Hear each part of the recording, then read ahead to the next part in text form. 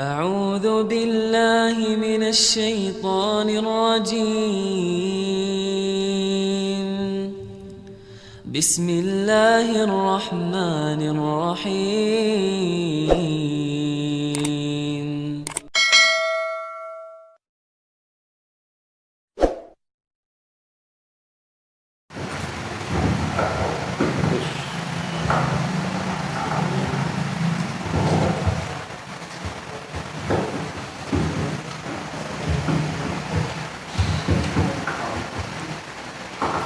Assalamualaikum warahmatullahi wabarakatuh.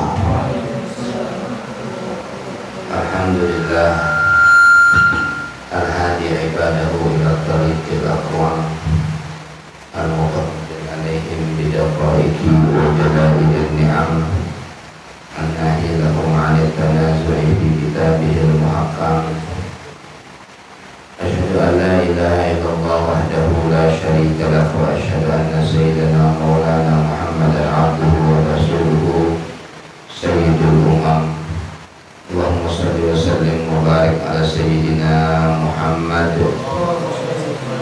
al-qa'il inna ummati la tajtami'u ala dhalalah fa idza ra'aytumul ikhtilafa fa 'alaikum bis-sawadil a'zam wa ala alihi wa sahbihi wa tabi'ina lahum bi ihsanin ila yaumiz ziham.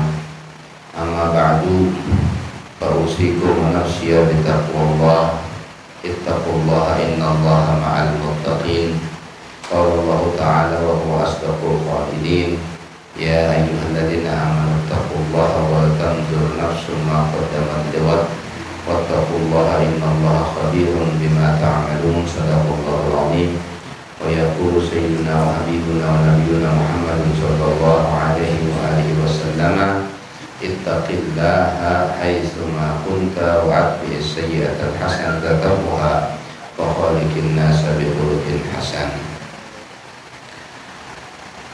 Para hadirin dan hadirat yang dimuliakan oleh Allah, khususnya para pembimbing atau ustadz atau guru atau kakak kelas atau tidak tahu nih yang bujur yang mana ya kan, atau muallim. Ustadz siapa? Ustadz Arif, kemudian Ustadz Taufik, Ustadz siapa lagi? Ya, jadi mumpung kita lagi hendak bagi-bagi gelar Ustadz ini ya. Kemudian para ustadzah juga barangkali ada di sebelah ruangan. Mudah-mudahan kita semua dilimpahi rahmat Allah, taufik dan hidayah Allah, terutama mudah-mudahan diberkahi oleh Allah. Amin ya rabbal alamin.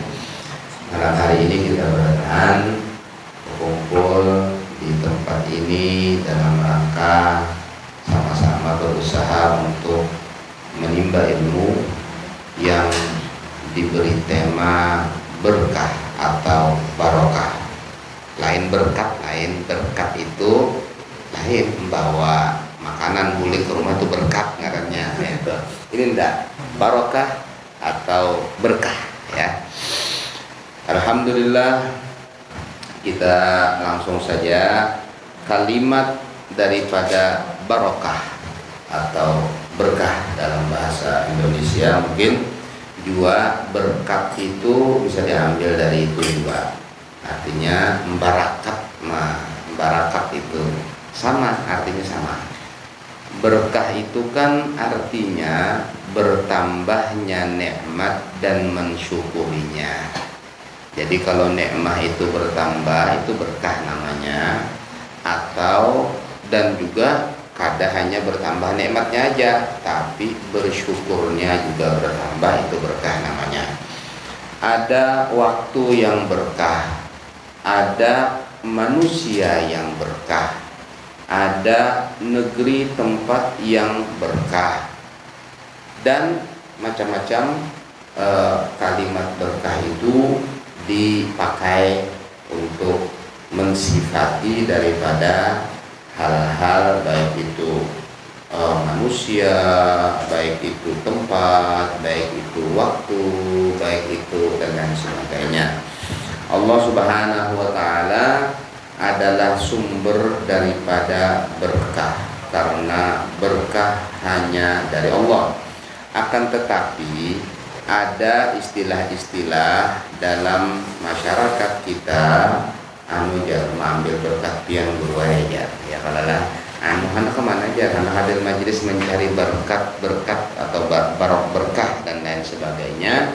Memang sesuatu nikmat Allah Subhanahu wa taala, apalagi yang bernama atau ngarannya itu berkah tadi atau barokah tadi, terkadang ada dititipkan oleh Allah Subhanahu wa taala kepada hamba-hamba tertentu, kepada wadah tempat negeri-negeri tertentu. Contoh, Allah Subhanahu wa taala berfirman dalam Al-Qur'an tentang Nabi Allah Isa alaihissalam. Nabi Allah Isa mengatakan pada waktu sidin ditakuni, Mama sidin ditakuni, ya ukhta Harun, maka na abuki imra'a sau'in wa makanat ummuki baghiyya. Wahai saudara perempuannya Nabi Harun, jadi Sayyidatul Maryam itu punya saudara laki-laki namanya Harun ya. Abah sidin ngarannya Imron, ibu sidin ngarannya Hannah, anak sidin Isa, nama sidin Maryam ya. Jadi pada waktu itu orang-orang kampung melihat Sayyidatul Maryam membawa seorang bayi yaitu Isa alaihissalam. Mereka mengatakan, wahai saudara perempuan Harun, tidaklah ayahmu orang yang jahat dan ibumu bukan, maaf, pelacur. Artinya kenapa nyawa ini bisa anak kada abahnya, maka abahnya kada orang jahat, umma kada orang nakal, kenapa jadi kamu kayak ini?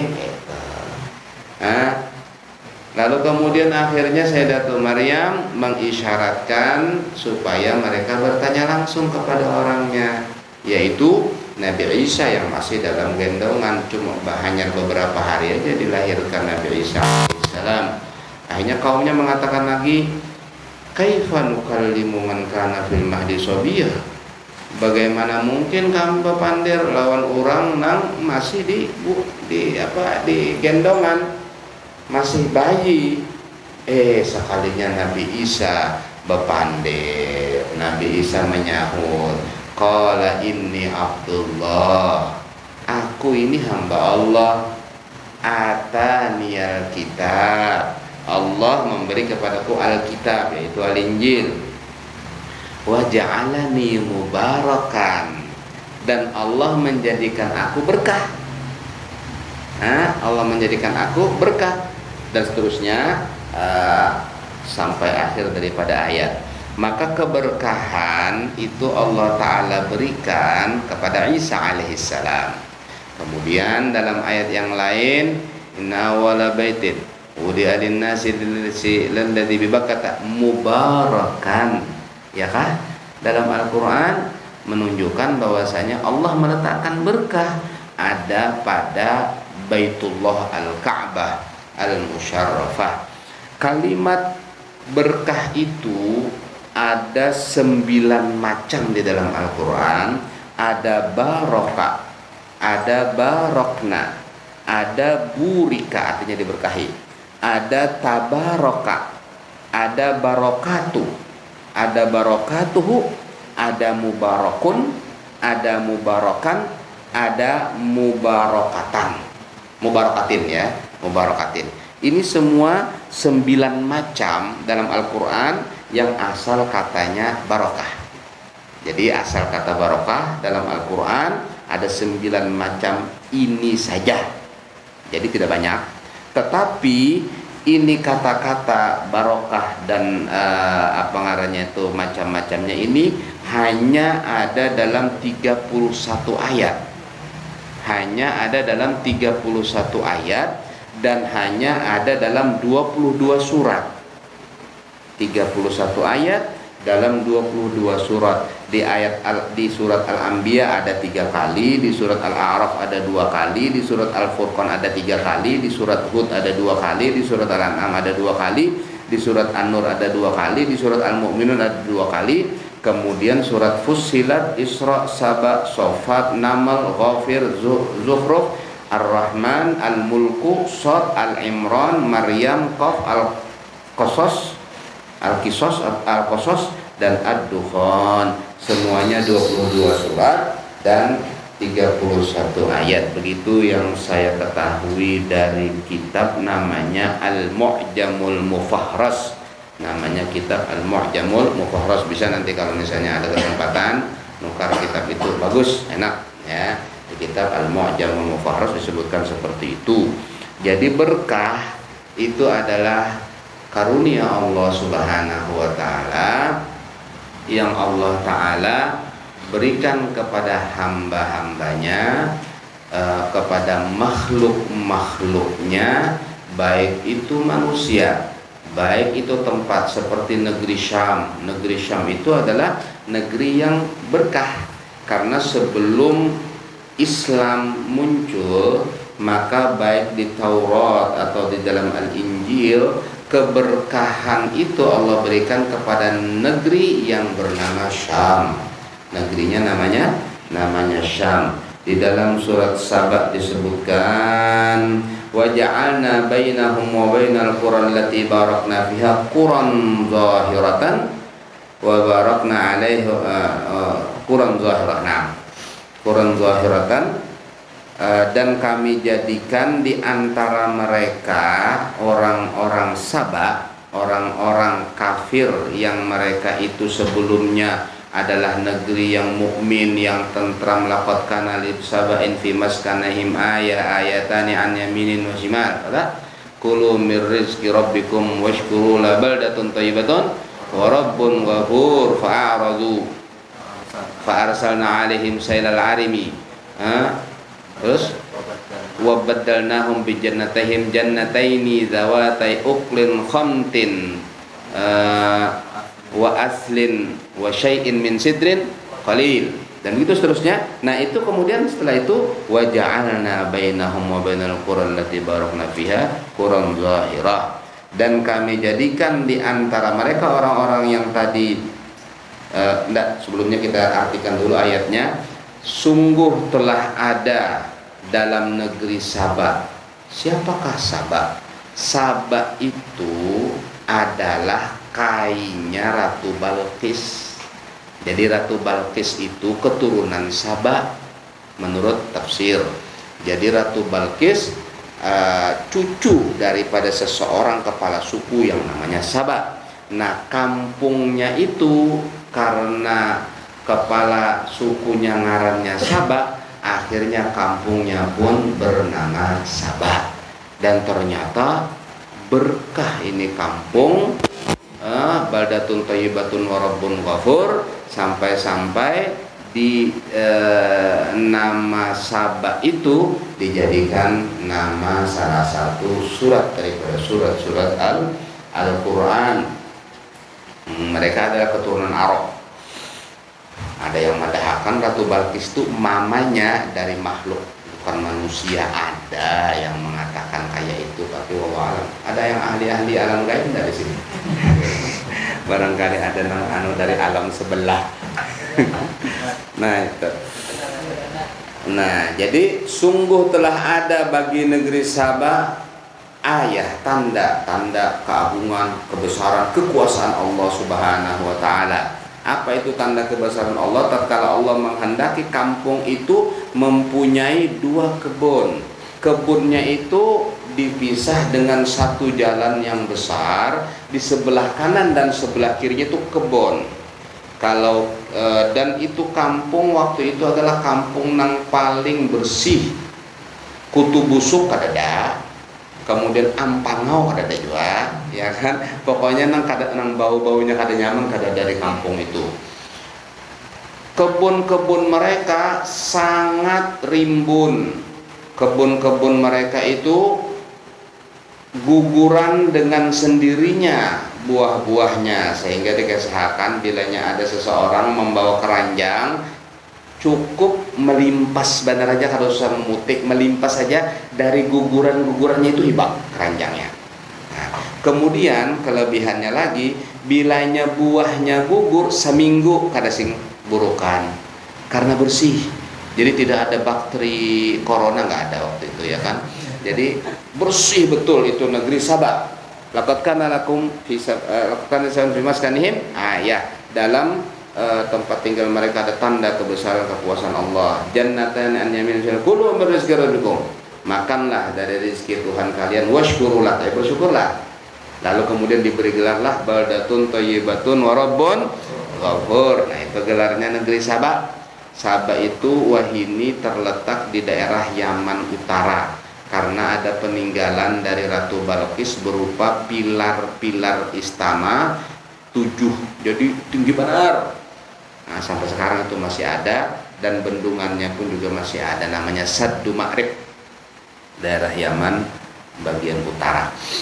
Lalu jannatan yang kulum baldatun thayyibatun wa rabbun fa'aradu, maka kemudian mereka berpaling dari jalan Allah Subhanahu wa taala. Jadi ada di dalam tafsir itu disebutkan bahwasanya yang tadinya mereka itu beriman, berakhlak baik, kemudian beribadah, sekalinya mulai mereka itu lengah dan lupa kepada Allah.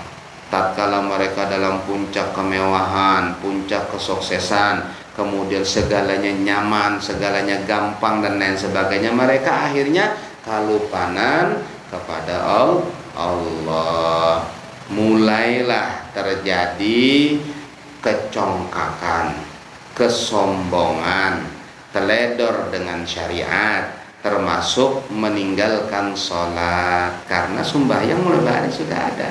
Sembahyang itu mulai zaman Nabi Adam ada, sholat itu cuma waktunya yang beda. Jadi kata Syekh Abdul Karim dalam sebuah kitab namanya Musnad, beliau mengatakan li Adam subuhun. Jadi Nabi Adam dan anak-anak itu sembahyang sekali aja subuh. Wal isya'u li Yunusa. Nabi Yunus sholatnya isya. Wa dhuhrun li Dawuda, Nabi Dawud dan anak buah Sidin zuhur. Wa asrun li Najdihi, dan salat asar Nabi Sulaiman dan pengikutnya salat asar. Wa maghribu Ya'quba, kemudian salat maghribnya itu Nabi Ya'qub dan anak buah Sidin. Kada syarhu musnadin li Abdul Karim fashkuran li fadlihi, katanya para ulama seperti itu.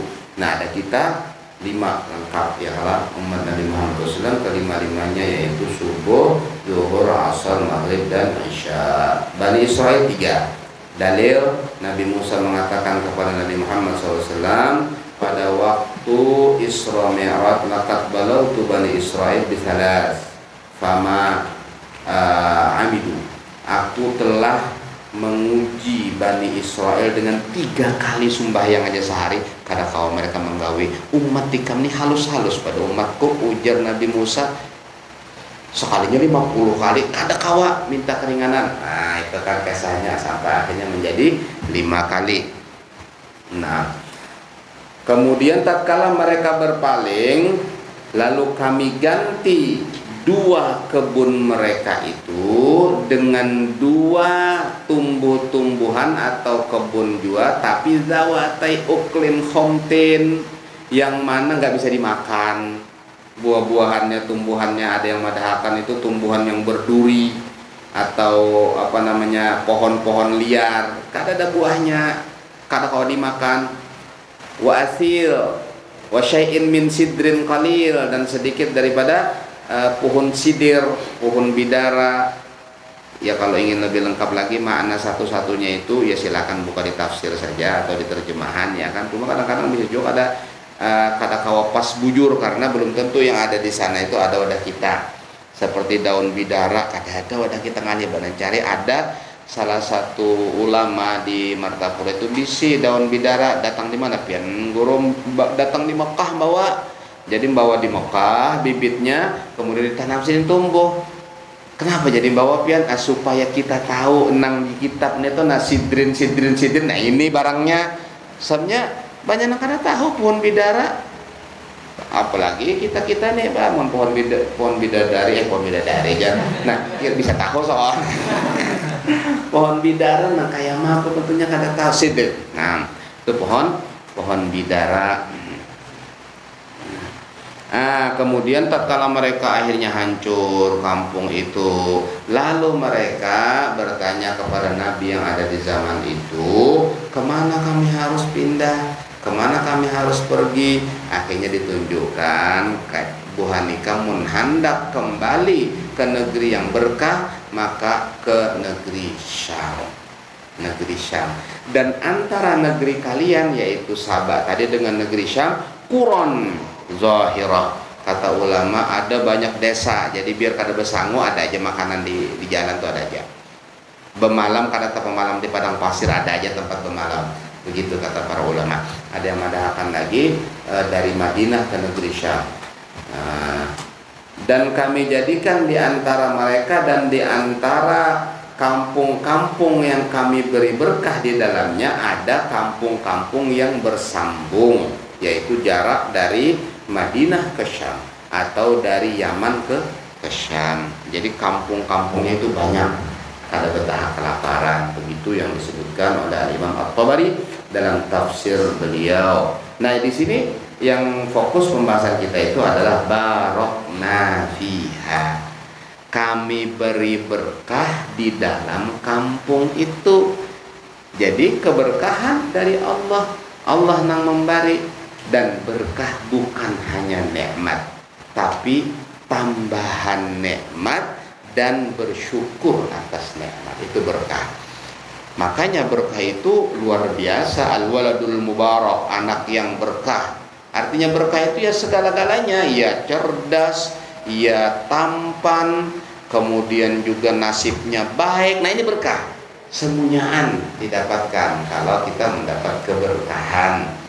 Kalau kita misalnya minta, ya Allah berikanlah kepadaku rezeki di dunia aja, di akhirat nggak dapat. Tapi kalau berkah kada, di dunia dapat, di akhirat dapat. Kalau di dunia aja nggak berkah, itu belum berkah namanya, kada dipadahkan berkah. Tapi kalau sudah dipadahkan berkah, berarti di dunianya nyaman, di akhiratnya nyaman. Makanya berkah itu tambahan nikmat plus bersyukur.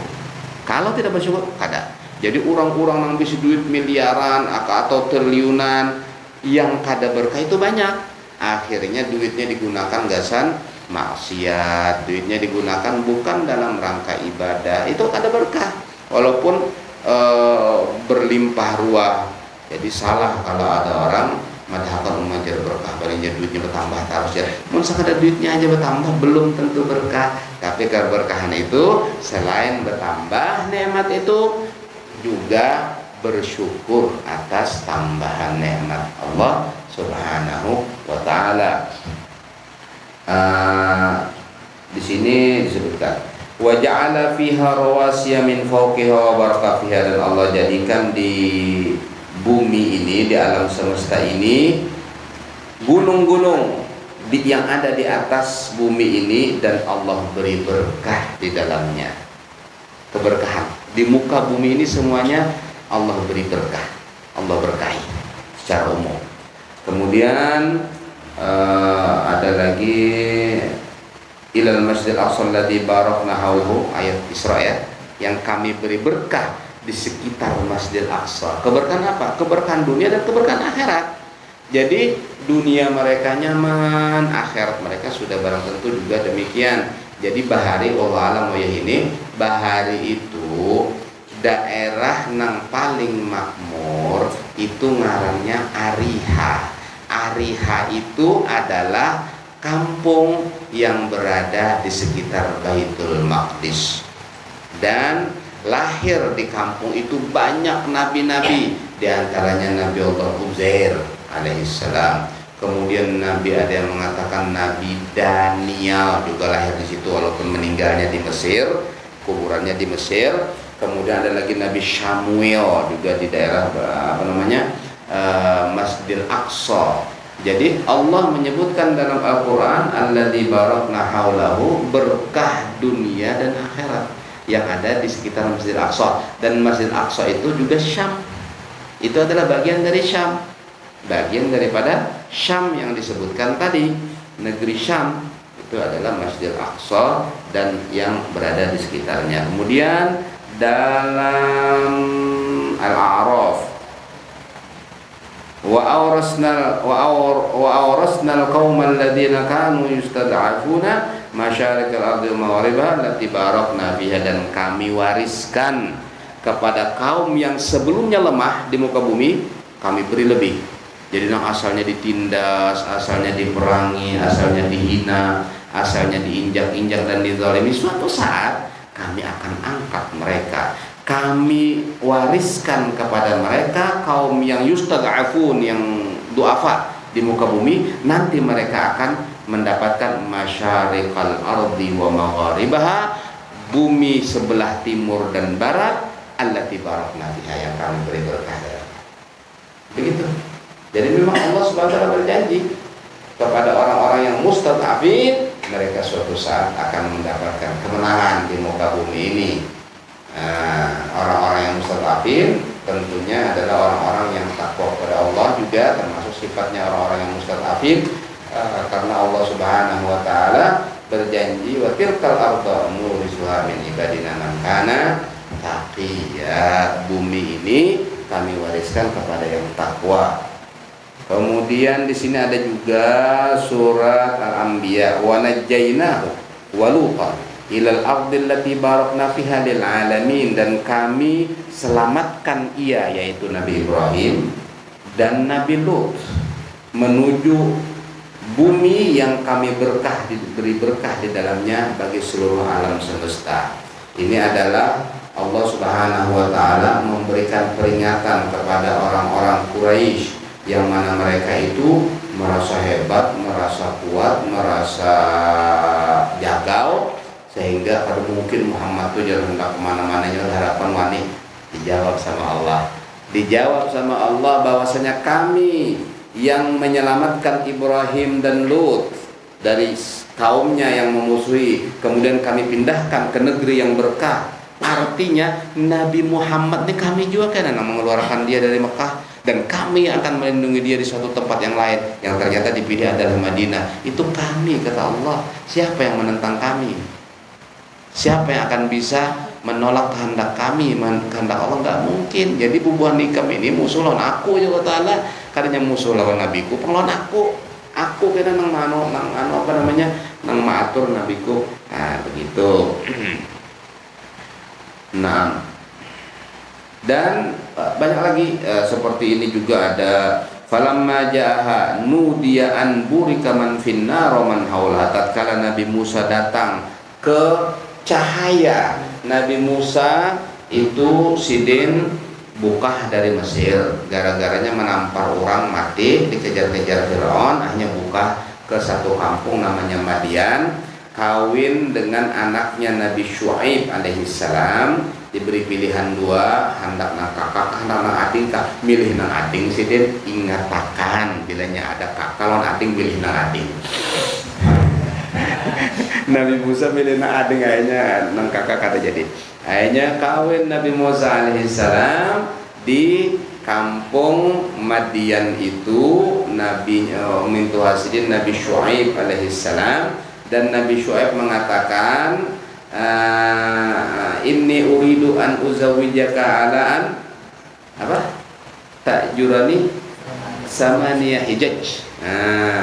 Jadi aku ini hendak mengawinkan kau ihdabnatayya, salah satu daripada dua putriku ini, tapi maharnya kamu mengembalakan kambingku itu 8. Fa in atmamta 'ashran fa min 'indik. Kalau ternyata engkau sempurnakan 10 tahun, itu kebaikan kamu, ya kan? Kalau hendak berbuat baik ya sudah, sempurnakan 10 tahun. Akhirnya Nabi Musa alaihissalam 10 tahun sidin menggembalakan kambingnya Nabi Syuaib, dan beliau beristri dengan anaknya Nabi Syuaib. Tidak diriwayatkan beliau punya anak, wallahu alam. Kemudian setelah itu Nabi Musa minta izin kepada Mintuha hendak membawa bini Sidin ke Mesir. Kan sudah 10 tahun. Mungkin orang sudah kelupaan juga lagi kisah bahari 10 tahun yang lalu ya kalau lah bakas menampar orang nih kira-kira karena dicari lagi juga ya kalau. Nah, lalu kemudian disebutkan dalam riwayat bahwasanya Nabi Musa alaihissalam didatangi oleh Nabi Allah Harun, dan Nabi Allah Harun mengatakan di tengah perjalanan itu, tapi ini ceritanya sebelumnya. Jadi Nabi Musa hanya berangkat. Nabi Musa berangkat, ada riwayat mengatakan ada kabar dari Mesir ke Madian mendapati Nabi Musa, ibu ikan masih hidup, tapi kadang melihat lagi mata Sidin. Jadi ibu engkau masih hidup. Ibu Sidin namanya siapa ya? Ibunya Nabi Musa alaihissalam kali ya. Kalau saudara perempuannya namanya Ummu Kulsum. Di sanak bini-bini Sidin nang menggendong Sidin, nang menyelamatkan Sidin, nang mengapar pada waktu di Sungai Nil, itu namanya Ummu Kulsum. Kalau ibunya saya lupa namanya siapa. Lalu kemudian kabar seperti itu, akhirnya Nabi Musa pun mendapat perintah untuk ke Mesir. Maka kemudian Nabi Musa kepada lawan Mintuha Sidin, berangkatlah beliau berdua dengan istri beliau melewati padang pasir yang panjang dari Baitul Maqdis Syria ke Mesir. Nah, di tengah perjalanan malam itu dingin, kemudian gelap gulita. Akhirnya Nabi Musa di tengah padang pasir, yaitu di daerah Turisina situ, beliau melihat ada api atau cahaya. Jadi kedinginan. Lalu beliau mengatakan kepada istrinya, inni anastu nara la'alli atikum min habiqabasin wajidu ala nari huda falamma atanu dia ya Musa. Jadi aku melihat ada cahaya, aku kesanalah, barangkali mungkin kau meminta api supaya kita hangat, atau paling kadang kita bertakun orang di sana mana jalan menuju Mesir, karena mereka pada waktu itu sesat di perjalanan kada tahu arah. Lalu kemudian Nabi Musa mendekati cahaya tersebut yang ternyata itu pohon tapi menyala pohonnya itu, dan bukan api, cahaya bukan api. Ya seperti api tapi bukan api, cahaya dari Allah Subhanahu wa taala. Lalu kemudian berparaklah Nabi Musa. Pada waktu berparak itu, lalu kemudian Allah menceritakan falamma jaaha, tatkala Nabi Musa mendatangi pohon tadi, nudia, dipanggil, anburika man finnar, diberkahi yang ada di api tersebut, wa man haulaha, dan yang di sekitarnya. Jadi artinya daerah itu daerah yang diberkahi oleh Allah Subhanahu wa taala, daerah yang diberkahi oleh Allah Subhanahu wa taala. Mengarannya Wadil Aiman, yaitu ya di daerah Baitul Maqdis itu, atau gunung daerah dekat dengan Gunung Turi Saina. Lalu kemudian Nabi Musa alaihissalam, nah ini juga berkah. Kenapa berkahnya ini? Karena ada sejarah Nabi Musa. Jadi berapa banyak tempat-tempat di muka bumi itu menjadi berkah gara-gara orang yang ada di dalamnya. Berapa banyak waktu-waktu menjadi berkah karena orang yang mengisi waktu tersebut zamannya. Seperti zaman yang paling mulia adalah zaman Nabi, karena di dalamnya ada Nabi kita Muhammad Sallallahu Alaihi Wasallam. Kemudian ada tabarakallahu fatabarakallahu ahsanul khaliqin. Allah mengatakan berkah itu pun ada pada aku, fatabarakallah. Allah tidak dapat berkah karena apa ya? Berkah dari Allah. Tapi Allah memberikan berkah, tapi Allah sendiri berkah. Tabarakallahu ahsanul khaliqin, sebaik-baik pencipta, dan seterusnya banyak lagi kalau kita bahas satu-satu. 31 ayat panjang. Nah, pada intinya negeri yang berkah diantaranya adalah Mekah, Madinah, kemudian negeri yang berkah Syam, kemudian juga Turi Saina dan lain sebagainya. Kemudian seorang yang berkah Nabi Allah Isa, ya kan, fajalan mubarakkan aina ma kuntu, dan seterusnya. keberkahan itu adalah tambahan nikmat dan bersyukur atas nikmat tersebut. Sehingga penting sekali untuk kita mencari berkah. Di mana berkah itu didapatkan? Secara zahir kita temukan di majelis-majelis yang di dalamnya ada ilmu, kemudian pada diri orang-orang soleh, kemudian bekas-bekas peninggalan para wali, termasuk di dalamnya adalah makom-makom mereka, kemudian dan lain-lain sebagainya. Ada satu syair mengatakan, hadhihi atharuna tadullu anna fanzur ba'dana ilal athar tahya bikum kullu ardin tanziluna biha ka'annakum libiqa'il ardi amtar. Inilah peninggalan kami. Kalau kalian ingin tahu siapa kami, apa peninggalan mereka itu? Musola. Apa peninggalan mereka itu? Majelis taklim. Apa peninggalan mereka itu? Madrasah, pesantren. Apa peninggalan mereka itu? Kampung yang tentram, yang orangnya beriman kepada Allah dengan berkat mereka. Ya kan? Tadullu anna. Jadi fanzur ba'dana ilal azhari, kalau kalian tahu siapa kami, ingin tahu, lihat peninggalan kami apa. Jadi semunyaan seperti itu. Fir'aun, bagaimana keadaan Fir'aun? Ya lihat Mesir, bagaimana peninggalannya? Ternyata peninggalannya piramid, peninggalannya ya kan kereta emas, kemudian maskernya saja, maskernya Fir'aun itu emas seberat 9 kg. Masker piannya itu maskernya dia 9 kilo, ya kan. Kemudian petinya 300 kilo emas. Petinya Fir'aun itu 300 kilo. Jadi petinya itu berlapis-lapis. Pertama peti emas, kemudian di atasnya peti kayu, kemudian di atasnya peti batu, kemudian diletakkan di dalam kamar yang khusus, yang kamar itu adalah salah satu lorong yang ada pada piramid.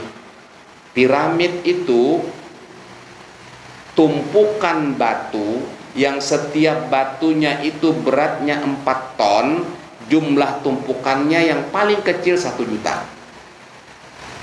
Believe or not? Percaya atau tidak? Ya, bertahun seorang ke sana. Ya kan? Jadi kalau kita ke Mesir, ada satu daerah namanya Giza. Di situ kan ada pemandunya. Jadi nyaman aja anak tahu. Pemandunya madahakan, ini Pak Ejar, piramid ini satu batunya itu 4 ton, ditumpuk-tumpuk sampai jadi yang kayak gini, paling sedikit 1 juta batu. Di dalamnya itu ada kamarnya, hartanya semuanya diandak di situ, plus juga muminya Fir'aun. Kayak itu kisahnya. Kemudian kalau kita ke Kairo, kita akan bertemu dengan museum ya, museum. Di situ juga diterangkan, ini Pak, maskernya ini 9 kilo emas. Belum kan dapat nimbang. Ada mungkin capek aja karena kawa ya, kalau cuma ini madahakan gitu, nah jangan dikira nanti salah nimbang 9 kilo. Kemudian petinya 300 kilo dan begitu seterusnya. Nah ini peninggalan apa? Peninggalannya berupa kemewahan, yang melupakan kepada Allah, mengaku Tuhan dan lain sebagainya. Tapi mereka orang yang salihin, peninggalan mereka adalah peninggalan yang membawa kepada takwa kepada Allah Subhanahu wa taala. Al-Imam Al-Bulqini, dia berangkat dari negeri Bulqin, daerah mana itu saya lupa. Dia mendengar Al-Imam Abu Zakaria Yahya Syaraf An-Nawawi meninggal dunia, umur 40 tahun, tapi karangannya banyak banar, alim banar. Imam Nawawi ini berdiam di satu pesantren. Di pesantren itu Sidin diberi kamar khusus. Kamarnya itu beliau beri nama Darul Hadis. Meninggal di situ Sidin. Lalu kemudian datanglah Imam Bulqini berjalan berhari-hari mendengar meninggalnya Imam Nawawi. Sampai di daerah Nawa, lalu beliau mengatakan, mana pesantrennya Imam Nawawi? jar orang kampung, oh sidin dikuburakan di sana. Aku kada betakun kubur sidin, betakun kamar sidin yang bernama Darul Hadis. Itu di pesantren, pesantrennya di sini, di sini, di sini. Maka berangkatlah Imam Bulkini ke pesantren, kemudian dia menciumi semua yang ada di dalam kamar itu, tikarnya, sujadahnya, kemudian mungkin ada apa, diciumi semua sama tembok-temboknya, dan beliau mengatakan, fafi daril hadisi latifu ma'nan ila furushin asbu wa awi la'alli an anala biharri wajhi makanan masahu qadamun nawawi. Jadi dalam Darul Hadis itu aku sengaja menciumi semuanya supaya berharap mudah-mudahan ciuman daripada wajahku mengenai tempat yang pernah diinjak oleh Imam Nawawi. Apa maknanya? Mencari berkah yang ditinggalkan seseorang yang alim, yang sangat soleh, yaitu Al-Imam Abu Zakaria Yahya An-Nawawi. Ya, nah ini adalah amalan daripada pendahulu kita. Jadi mudah-mudahan insyaallah Allah Subhanahu wa taala memberkahi pertemuan kita, barokah dan barokah. Amin ya rabbal alamin. Jadi banyak sekali pengambilan dan musyahadah tabarruk yang ada pada pendahulu-pendahulu kita. Dan niatkan dalam tabarruk itu bukan berarti kita nanti mengkultuskan, tidak. Tapi apa ya, kultus apa? Kultus apa sih? Artinya kultus itu mentuhankan, bukan? Fanatik, apa sih fanatik? Asal jangan fanatik buta, ya kan? Fanatik itu boleh, fanatik itu minaddin. Nabi bersabda al-asabiyah minaddin. Fanatik itu bagian daripada agama. Yang kada boleh itu fanatik yang itu tidak berdasar. Artinya fanatik tidak berdasar itu tahu fanatik aja, bujur salah tahu fanatik aja, kada boleh itu. Apabila ternyata memang salah, ya mengaku aja salah, kemudian minta maaf. Kalau memang ternyata bujur, ya teruskan begitu. Nah, jadi itu itu tadi tabarruk itu adalah salah satu yang disyariatkan.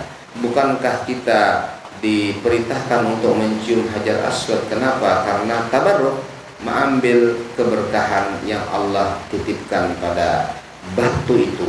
Batu itu makhluk ciptaan Allah, la yadurru wa la yanfa', tidak memberi madarat, tidak memberi manfaat. Akan tetapi tabarruk, mengambil berkah, itu dianjurkan supaya kita diberkahi oleh Allah dengan kita dekat mereka, dengan kita bersentuhan dengan mereka, dan lain sebagainya. Demikian, terima kasih banyak apa yang bisa saya sampaikan. Mohon maaf kalau ada kekeliruan. Silakan kita bincang-bincang ini seadanya semampunya. Allah alam bishawab. Wabillahi taufiq wal hidayah. Assalamualaikum warahmatullahi wabarakatuh. 45